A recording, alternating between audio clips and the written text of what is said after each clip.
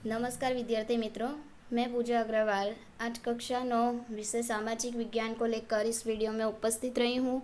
मित्रों, आज सामाजिक विज्ञान के अंदर मैं पाठ 1 भारत में ब्रिटिश सत्ता का उदय उस पाठ की चर्चा करूँगी। पाठ की चर्चा की शुरुआत करूँ उससे पहले मैं आपको अनुक्रमणिका की कुछ आंशिक जानकारी आपको देना चाहूँगी। तो मित्रों, यह जो है हमारी अनुक्रमणिका, उसके अंदर हमारे कुल 3 विभाग बांटे गए हैं सामाजिक विज्ञान के पाठ्य पुस्तक में। उसमें कुल 3 विभाग के अंदर इकाई 1 जो है, इकाई 1 है जिसमें 20वीं सदी विश्व और भारत यानी इतिहास के रूप में हमें पढ़ना होगा। 1 से 7 चैप्टर जो है हमारे इकाई 1 के हैं। इकाई 2 के अंदर हमें आधुनिक राष्ट्र का निर्माण यानी नागरिक शास्त्र के रूप में हमें पढ़ना होगा। तो भारत के अंदर संविधान की शुरुआत कब हुई, हमारे मूलभूत अधिकार कौन कौन से हैं, सरकार क्या है, सरकार किससे बनती है, भारत का लोकतंत्र किस तरह का है, तो ये सब जो है नागरिक शास्त्र का है। अब है अंतिम हमारा इकाई 3 भारत भूमि और लोग, यानी कि भारत के अंदर जो भूगोल के बारे में, भारत के आसपास की जो भूदृश्य है, जलवायु है, प्राकृतिक वनस्पति है, तो इसी तरह भूगोल के बारे में हमें इकाई 3 में पढ़ना होगा। तो आज हम इस वीडियो में पाठ 1 भारत में ब्रिटिश सत्ता का उदय, तो उस पाठ की चर्चा मैं आपके समक्ष करूंगी। मित्रों, पाठ की शुरुआत करूं उससे पहले मैं आपको इस वीडियो के अंदर जो आज महत्व के मुद्दे में चलाने वाली हूं उसके बारे में बता देती हूं। हमारा पाठ 1 है भारत में ब्रिटिश सत्ता का उदय। उसके अंदर आज इस वीडियो में महत्व के मुद्दे रहेंगे। सबसे पहले मैं पाठ की प्रस्तावना यानी कि पाठ की थोड़ी आंशिक जानकारी दूंगी, पाठ के बारे में थोड़ा विस्तृत बताऊंगी। उसके बाद भारत में आने के जलमार्ग की खोज, भारत आने के जलमार्ग की खोज किस तरह हुई, किसने की, उसके बारे में जानकारी दूंगी। हमारा तीसरा मुद्दा है भारत में यूरोपियों का आगमन कब हुआ, तो उसके बारे में चर्चा करूंगी। उसके बाद है हमारा मुद्दा चौथा, प्लासी का युद्ध कब हुआ, तो प्लासी के युद्ध के बारे में। और अंतिम मुद्दा है हमारा बक्सर का युद्ध, तो बक्सर के युद्ध के बारे में आपको बताऊंगी। तो सबसे पहले पाठ की शुरुआत करूंगी और उसके बारे में थोड़ी चर्चा करूंगी। तो मित्रों, हमारे पाठ की शुरुआत करते हैं भारत में ब्रिटिश सत्ता का उदय। तो अब सभी लोग थोड़ी बहुत जानकारी इसके बारे में रखते होंगे कि भारत एक ऐसा देश है विविधताओं वाला, जहाँ कई प्रजातियाँ हमारे भारत के अंदर आई और अपनी संस्कृति लेकर आई। या तो हमारी जो भारत की संस्कृति है, जो हमारी भारत की जो विरासत है, सांस्कृतिक तरीके से, धार्मिक तरीके से, आर्थिक तरीके से, सामाजिक तरीके से अलग अलग तरीके का विरासत रखने वाला सभी तरह की विस्तृत विरासत हमारे भारत के अंदर है। और भारत की जो प्राचीन और सर्वश्रेष्ठ उत्तम जो संस्कृति है, तो उसी संस्कृति से आकर्षित होकर हमें थोड़ी बहुत जानकारी होगी। आपने कक्षा 6, 7, 8 में थोड़ा बहुत एसएस के बारे में पढ़ा होगा, तो उसके अंदर ऐसी कई प्रजातियां हमारे भारत के अंदर आई और उनको हमारी भारतीय संस्कृति जो है वो इतनी भा गई कि कुछ लोग जो है वो भारत के अंदर ही रह गए। तो इसी तरह भारत के अंदर जो प्रजाति आई उनके कुछ ना कुछ उद्देश्य थे कि कोई प्रजातियां थी जो भारत के अंदर सिर्फ एक भारतीय संस्कृति को आदान प्रदान करने के लिए या भारतीय संस्कृति अपनाने के लिए आई, और कुछ लोग ऐसे थे कि जो भारत के अंदर व्यापार के लिए या तो कोई धंधे के लिए कुछ ऐसी चीज़ें आयात या निकास करने के लिए आई जो सिर्फ थोड़े समय तक रहे और फिर चल दिए। आपने देखा होगा कि सबसे अंत में अंग्रेज जो थे वो हमारे भारत के अंदर आए और अंग्रेजों ने अपनी कुछ जो प्रथाएं थी वो भी भारत के अंदर लाए। और उनके जो जैसे कि कुछ प्रजातियां थी जो भारत में आई, तो कहीं ना कहीं यूरोप के देशों में या कुछ और देशों में हमारे भारत की जो कुछ चीज़ें थी उनकी मांग अधिक रहती थी। तो इसी वजह से आज इस पाठ के अंदर हम सबसे पहले ब्रिटिश सत्ता का उदय किस तरह हुआ, भारत आने के जलमार्ग की खोज किस तरह हुई, उसके बारे में चर्चा करेंगे। तो यहाँ हम देखते हैं कि भारत की सांस्कृतिक विरासत और आर्थिक समृद्धि के कारण विश्व के अनेक देशों के लोग जो है वो भारत में आए। भारत के गोल मिर्च, दालचीनी, लौंग, धनिया आदि, गरम मसाले, मलमल, रेशमी कपड़े एवं नील आदि की यूरोप के देशों में क्या थी, तो बहुत मांग थी। तो इसके कारण जो वहाँ के देशों के लोग थे वो भारत आकर बसे और यहाँ से उन चीज़ों की क्या करते थे, निकास करते थे। आगे देखते हैं, भारत और यूरोप के बीच व्यापार स्थल मार्ग और जल मार्ग से होता था। तो भारत और यूरोप के बीच जो पहले के समय में आज की तरह कोई ऐसे वाहन व्यवहार का सुविधा थी नहीं, तो इस वजह से एक जगह से दूसरे जगह जाने के लिए, एक देश से दूसरी जगह जाने के लिए वो किस चीज़ का उपयोग करते थे, तो स्थल मार्ग यानी जमीन मार्ग का, या तो फिर समुद्री मार्ग यानी जल मार्ग का उपयोग करते थे। और इस मार्ग का केंद्र जो था वो तुर्कस्तान में स्थित इस्तांबुल था। यानी तुर्कस्तान के अंदर जो इस्तांबुल है, जिसे कॉन्स्टेंटिनोपल क्या कहा जाता है, तो कॉन्स्टेंटिनोपल जो है वो इस मार्ग का केंद्र स्थान था। तो आगे देखते हैं, ईस्वी सन 1453 में तुर्क मुस्लिमों ने कॉन्स्टेंटिनोपल जीत लिया। तो कौन सी साल में तुर्क मुस्लिमों ने कॉन्स्टेंटिनोपल जीत लिया, तो 1453 में तुर्क मुस्लिमों ने कॉन्स्टेंटिनोपल जीत लिया। इससे यूरोपीय वासियों के लिए कॉन्स्टेंटिनोपल जो है वो कॉन्स्टेंटिनोपल होकर भारत आने वाला जलमार्ग क्या हुआ, बंद हो गया। मित्रों, आगे हमने यहाँ देखा कि भारत से यूरोप आने के लिए जो जलमार्ग का उपयोग होता था उसका केंद्र स्थान कौन सा था, तो तुर्कस्तान का इस्तांबुल। तो देखा कि ईस्वी सन 1453 में तुर्क मुस्लिमों ने कॉन्स्टेंटिनोपल जीत लिया। इस वजह से यूरोपीय वासी जो थे उनका जलमार्ग जो था, यानी जलमार्ग से जो भारत से मिर्च मसाले ले जाया करते थे, तो वो सब रास्ता बंद हो गया। इससे यूरोपीय वासियों के लिए इस्तांबुल होकर भारत आने का जलमार्ग बंद हो गया। यूरोपीय वासियों का काम गरम मसाले के बिना चलने वाला नहीं था, अतः नए जलमार्ग की खोज करने की आवश्यकता पड़ी। तो मित्रों, भारत आने के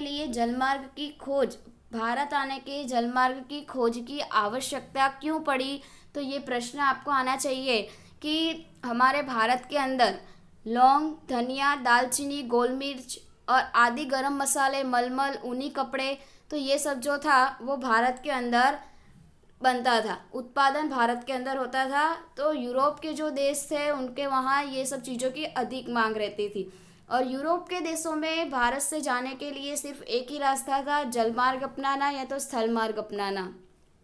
तो जलमार्ग जो है वो किसने ले लिया, तो तुर्क मुस्लिमों ने क्या किया, तो इस्तांबुल को जीत लिया, जिससे यूरोप वासियों के लिए जलमार्ग आना जाना बंद कर दिया गया। तो इसी वजह से नए जलमार्ग की खोज करने पड़ी।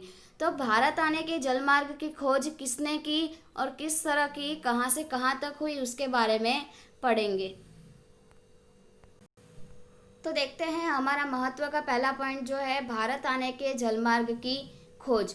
तो पुर्तगाल के राजा प्रिंस हेनरी की प्रेरणा, प्रोत्साहन, आर्थिक सहायता से शासकों ने नए जलमार्ग की खोज का प्रयास शुरू किया।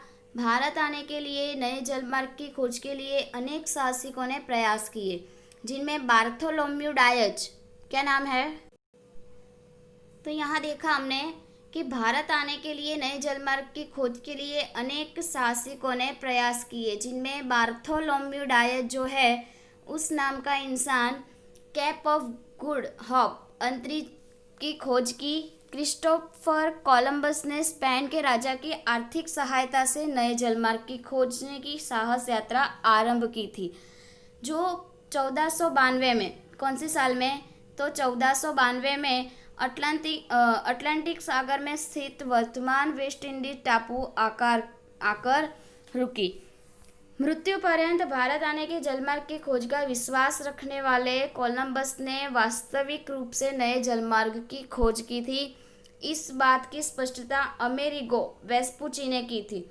तो कोलंबस ने वास्तविक रूप से जलमार्ग की खोज की और उसकी स्पष्टता अमेरिगो वेस्पुची ने की। उसके पश्चात यह नया प्रदेश अमेरिका के रूप में पहचाना गया। तो मित्रों, यहाँ हमें पूरे जलमार्ग का जो है पूरा नक्शा दिखाई दे रहा है। तो यहाँ पर कॉन्स्टेंटिनोपल पुराना जलमार्ग, तो हमारा पुराना जलमार्ग जो है वो कहाँ से कहाँ तक था, तो ये भारत से लेकर यहाँ तक तो तुर्कस्तान पे आके रुकता था। और बाद में जो है वो नए जलमार्ग की खोज कहाँ से कहाँ तक हुई, तो ये जो डॉट वाला निशान दिखाई दे रहा है, तो यहाँ से भारत आने के नए जलमार्ग की खोज हुई। तो अब आगे देखते हैं। पुर्तगाली नाविक वास्को द गामा ने ईस्वी सन 1498 में भारत आने के जलमार्ग की खोज की। तो कौन सी साल में? तो यह एक महत्व का प्रश्न है यहाँ पे कि पुर्तगाली नाविक वास्को द गामा ने ईस्वी सन 1498 में भारत आने के जलमार्ग की खोज की। भारतीय खलासी की सहायता से वह भारत के पश्चिमी किनारे कालीकट बंदरगाह पर जाकर पहुंचा। यानी भारतीय खलासी जो है, नाविक जो होता है, वह उसकी सहायता से क्या किया? पश्चिमी किनारे कालीकट बंदरगाह पर पहुंचा। वहां के राजा सामुद्रिक जामोरिन ने उसका स्वागत किया और व्यापार करने की छूट दी। इस तरह विश्व में यह घटना महत्वपूर्ण मानी जाती है। इसके कारण ही यूरोपीय वासियों के लिए भारत आने का द्वार खुल गया। तो मित्रों, तुर्क मुस्लिमों ने कॉन्स्टेंटिनोपल जो है वो जीत लिया। इससे यूरोपीय वासियों के लिए भारत आने का जलमार्ग बंद हो गया था। यानी जो मिर्च मसाले थे वो हमारे भारत से निकास होने बंद हो गए, परंतु यूरोप के देशों में उसके बिना चलने वाला नहीं था। इसलिए यूरोप वासियों के लिए नए जलमार्ग की खोज करना बहुत ही आवश्यक बन गया और इसी वजह से पुर्तगाली नाविक वास्को द गामा ने ईस्वी सन 1498 में, याद रखना है, 1498 में भारत आने के जलमार्ग की खोज की और इसी कारण ही यूरोप वासियों के लिए भारत आने के द्वार जो थे, जो बंद हो गए थे, तो वो द्वार खुल गए। अब आगे का नया पॉइंट देखते हैं। भारत में यूरोपियों का आगमन कब हुआ? भारत में यूरोपियों का आगमन, अंग्रेजों का आगमन और व्यापारी केंद्रों की स्थापना। तो व्यापारी केंद्रों की स्थापना हमने देखा था कि व्यापार के काम से कुछ प्रजातियां जो थी, जो हमारे भारत में आकर बसी और व्यापार के यहाँ से जो कुछ चीज़ें यहाँ भारत में उत्पादित होती थी तो वो अपने देशों में निकास करते थे। तो देखते हैं कि भारत आने के जलमार्ग की खोज होने के पश्चात भारत में व्यापार करने के लिए सर्वप्रथम फिरंगी आए। कौन सी प्रजातियां व्यापार के लिए सबसे सर्वप्रथम आए? तो फिरंगी जो थे, पुर्तगाली प्रजा जो थी, वो सबसे पहले भारत में व्यापार करने के लिए आई। 100 वर्ष के समय में पुर्तगालियों ने दीव, दमन, गोवा, कोचीन, मलाक्का आदि प्रदेशों को अपने अधिकार में ले लिया।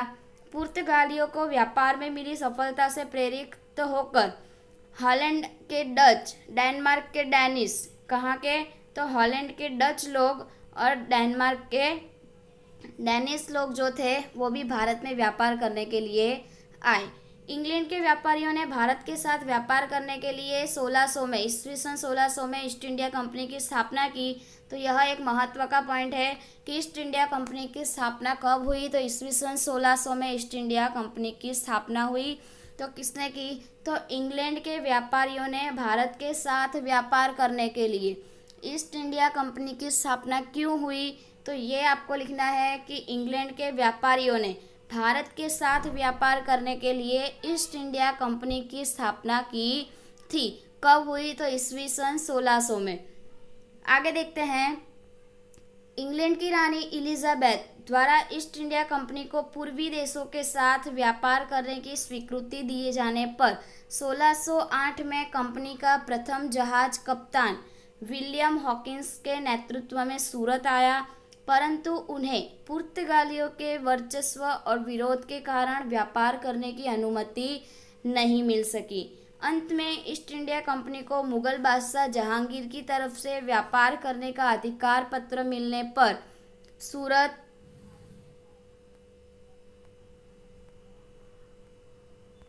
तो यहाँ हमने देखा कि ईस्ट इंडिया कंपनी को मुगल बादशाह जहांगीर की तरफ से व्यापार करने का अधिकार पत्र मिलने पर सूरत में ब्रिटिश ईस्ट इंडिया कंपनी की प्रथम कोठी ईस्वी सन 1613 में स्थापित की गई। तो मित्रों, यहाँ अपने नक्शे में देख रहे हैं कि पुर्तगाली केंद्र कौन कौन से हैं। तो यहाँ जो दीव, दमन, गोवा, कालीकट और कोची जो है वो पुर्तगालियों के केंद्र जो थे वो यहीं पर पुर्तगाली फिरंगी लोग जो थे व्यापार करने के लिए आए थे। फ्रांसीसी केंद्र कौन कौन से हैं? तो ये जो ब्लू रंग का दिख रहा है रेक्टेंगल, तो वो पुडुचेरी, कराईकल, माहे, ये सब जो है वो फ्रांसीसी केंद्र है। ब्रिटिश केंद्र जो है वो यहाँ पे हमें ब्रिटिश केंद्र दिख रहे हैं। तो Surat, Mumbai, George, fort fort saint George, Kolkata, तो ये सब ब्रिटिश केंद्र है। तो नक्शे में आपको ये सब दिख रहा है। अब हम देखेंगे आगे कि सूरत में ब्रिटिश ईस्ट इंडिया कंपनी की प्रथम कोठी ईस्वी सन 1613 में स्थापित की गई। प्रारंभिक वर्षों में कंपनी ने सूरत, भरूच, अहमदाबाद में व्यापारिक केंद्र स्थापित किए, परंतु इन प्रदेशों में मराठी सत्ता का प्रभुत्व बढ़ने से कंपनी को खतरा दिखाई दिया। तो ईस्ट इंडिया कंपनी की जो प्रथम कोठी थी वो कहाँ पर स्थापित हुई? तो ईस्वी सन 1613 में सूरत के अंदर। तो प्रारंभिक शुरुआत के वर्षों में ही कहाँ पर? तो सूरत, भरूच और अहमदाबाद में व्यापारिक केंद्र स्थापित किए, परंतु इन प्रदेशों के अंदर मराठी सत्ता का प्रभुत्व बढ़ने से कंपनी को खतरा दिखाई दिया। इसलिए वे दक्षिण और पूर्व दिशा में आगे बढ़े, जहां उन्होंने मछलीपट्टनम यानी आंध्र प्रदेश, दक्षिण भारत के जो राज्य हैं वहां आंध्र प्रदेश, सेंट जॉर्ज यानी चेन्नई। तो मित्रों यहाँ नक्शे में आपको दिख रहा है फोर्ट सेंट जॉर्ज जो है चेन्नई, और यहाँ पर दिख रहा है पुडुचेरी, दक्षिण भारत के राज्य है, मछलीपट्टनम आंध्र प्रदेश। तो ये जो दक्षिण भारत के यहाँ के राज्य हैं वहाँ पर उन्होंने नई कोठी स्थापित। तो आंध्र प्रदेश, चेन्नई और फोर्ट विलियम यानी कोलकाता में कोठियाँ स्थापित की। मुंबई में मुख्य केंद्र स्थापित किया। कौन से साल में? तो 1687 में। आगे देखते हैं 1668 में व्यापार करने के लिए फ्रेंच ईस्ट इंडिया कंपनी का आगमन हुआ। उसने समय बीतने पर माहे, कराईकल, पौंडीचेरी, चंद्रनगर, मछलीपट्टनम यानी आंध्र प्रदेश आदि प्रदेशों में व्यापारिक केंद्रों की स्थापना की। तो यहाँ पर देखते हैं कि फ्रांसीसी केंद्र जो है ये रहे,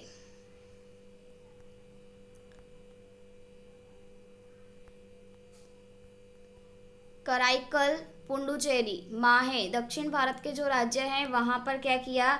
नई कोठियाँ स्थापित की। 18वीं सदी में अंग्रेज और फ्रांसीसी विश्व भर में अपनी सत्ता स्थापित करने और उपनिवेश प्राप्त करने में सतत सक्रिय थे। तो भारत में 1746 से 1763 के दौरान इन दोनों ब्रिटिश ईस्ट इंडिया कंपनी के और फ्रेंच ईस्ट इंडिया कंपनी के बीच सत्ता स्थापित करने के लिए 3 कर्नाटक युद्ध हुए। तो कौन कौन सी? तो ब्रिटिश ईस्ट इंडिया कंपनी और फ्रेंच ईस्ट इंडिया कंपनी के बीच सत्ता स्थापित करने के लिए 3 कर्नाटक युद्ध हुए, जिसमें फ्रेंच ईस्ट इंडिया कंपनी की पराजय होने से यानी ब्रिटिश ईस्ट इंडिया कंपनी जो थी वो उसकी जीत हुई। तो इसी तरह सत्ता संघर्ष के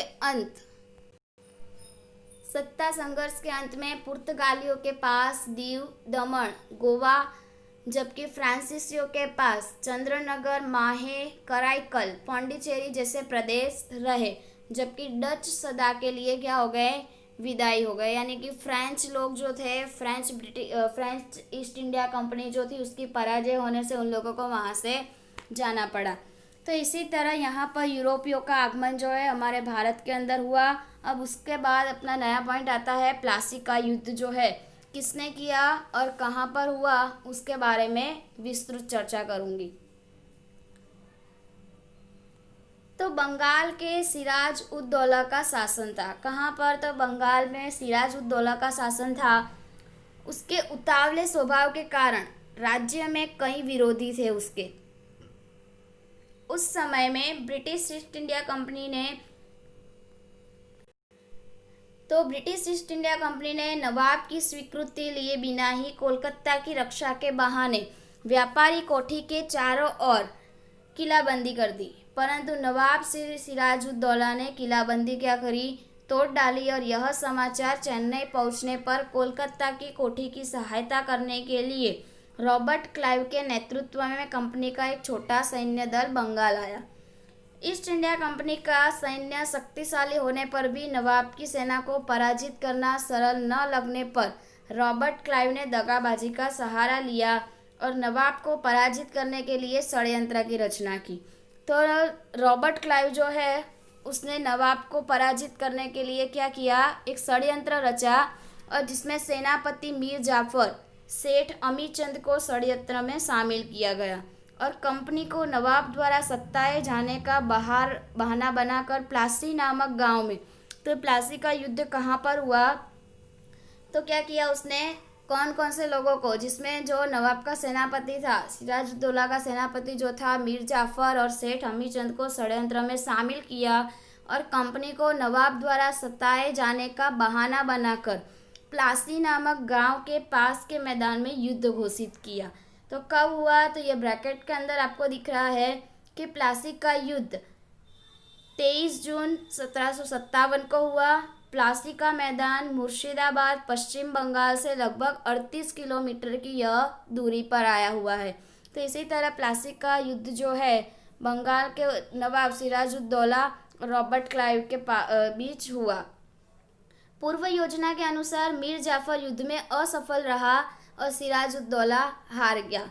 क्लाइव के षड्यंत्र से प्लासी का युद्ध मात्र आधे ही दिन में पूरा हो गया और इस युद्ध से ईस्ट इंडिया कंपनी को 24 परगना की जागीर मिली। मीर जाफर को बंगाल का नवाब बना दिया गया और इस तरह से 1757 में प्लासी के युद्ध द्वारा भारत में कंपनी की सत्ता की नींव पड़ी। तो इसी तरह प्लासी का युद्ध जो है यहाँ पर हमने पूरा पॉइंट देखा। तो कब हुआ, तो 23 जून 1757 को, कहाँ पर, तो प्लासी के मैदान में, जो कि मुर्शिदाबाद पश्चिम बंगाल में वो आया हुआ है, वहाँ से 38 किलोमीटर की दूरी पर यह है। तो अब हमारा अगला पॉइंट और अंतिम पॉइंट है बक्सर का युद्ध। तो बक्सर का युद्ध कब हुआ और किसके बीच में हुआ उसके बारे में। तो बक्सर का युद्ध अंग्रेजों ने मीर जाफर को बंगाल का नवाब बनाकर उसके पास से अलग अलग बहाने बनाकर विपुल धन प्राप्त किया।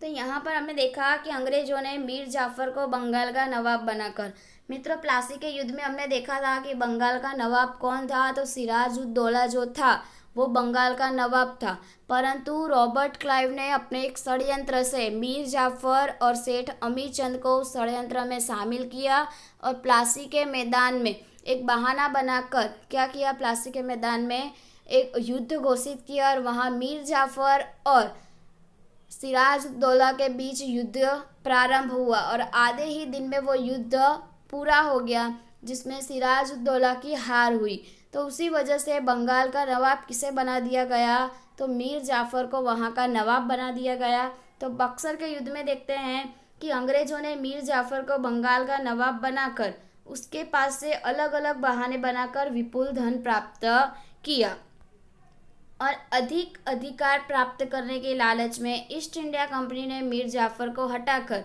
मीर कासिम को बंगाल का नवाब बनाया।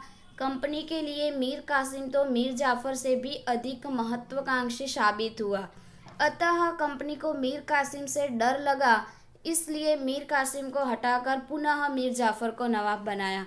तो इसीलिए यहाँ पर हमने देखा कि ज़्यादा अधिकार प्राप्त करने की लालच में अंग्रेजों ने क्या किया, ईस्ट इंडिया कंपनी ने क्या किया, मीर जाफर को हटाकर मीर कासिम को बंगाल का नवाब बनाया, परंतु कंपनी के लिए मीर कासिम तो मीर जाफर से भी अधिक महत्वाकांक्षी साबित हुआ। तो इसीलिए कंपनी ने क्या किया, मीर कासिम से डर लगा, इसीलिए मीर कासिम को हटाकर फिर से मीर जाफर को ला दिया। तो मीर कासिम अवध के नवाब की शरण में गया। उस समय अवध में मुगल बादशाह शाह आलम आया हुआ था, इसीलिए तीनों ने संयुक्त रूप से कंपनी का सामना करने का निर्णय करके कंपनी के विरुद्ध युद्ध की घोषणा की। तो ये जो युद्ध था वो बक्सर का युद्ध जाना गया। तो बक्सर में उस संयुक्त सेना के विरुद्ध 22 अक्टूबर 1764 को ईस्ट इंडिया कंपनी ने युद्ध किया। तो कब, तो 22 अक्टूबर 1764 को ईस्ट इंडिया कंपनी ने युद्ध किया, जिसमें संयुक्त सेना की पराजय होने से कंपनी को बंगाल, बिहार और उड़ीसा की दीवानी सत्ता मिली। तो इसी तरह हमने देखा यहाँ बक्सर का युद्ध तो किसके अंदर हुआ, तो अंग्रेजों ने जो मीर जाफर को बंगाल का नवाब बनाया था तो उससे बहाना बना कर विपुल धन प्राप्त किया और भी ज़्यादा विपुल धन प्राप्त करने के लिए उसने किसको नवाब बनाया बाद में, तो मीर कासिम को। पर मीर कासिम जो था वो मीर जाफ़र से भी ज़्यादा महत्वाकांक्षी था, तो इसीलिए उसे हटाकर फिर से मीर जाफ़र को ला दिया और इसीलिए तीनों संयुक्त रूप से कंपनी का सामना करने का निर्णय करके कंपनी ने विरुद्ध युद्ध की घोषणा की। परंतु ईस्ट इंडिया कंपनी ने युद्ध किया कौन से तारीख को, तो 22 अक्टूबर 1764 को, जिसमें संयुक्त सेना की क्या हुई, हार हुई। तो ईस्ट इंडिया कंपनी को बंगाल, बिहार और उड़ीसा की दीवानी सत्ता मिली। तो मित्रों, इसी तरह यहाँ पर इस वीडियो में हमने भारत आने के जलमार्ग की खोज के बारे में देखा कि कब हुई, किसके बीच हुई और किसने की, और उसके बाद देखा कि भारत में यूरोपियों का आगमन, प्लासी का युद्ध और बक्सर के युद्ध के बारे में। तो यहाँ इस वीडियो में हमने मुख्य पॉइंट तो महत्व के मुद्दों के बारे में चर्चा की। अब आगे के मुद्दों की चर्चा मैं अपने अगले वीडियो में करूँगी। तो आगे की चर्चा मैं अपने अगले वीडियो में करूँगी। तो इस वीडियो को मैं यहीं समाप्त करती हूँ। आभार।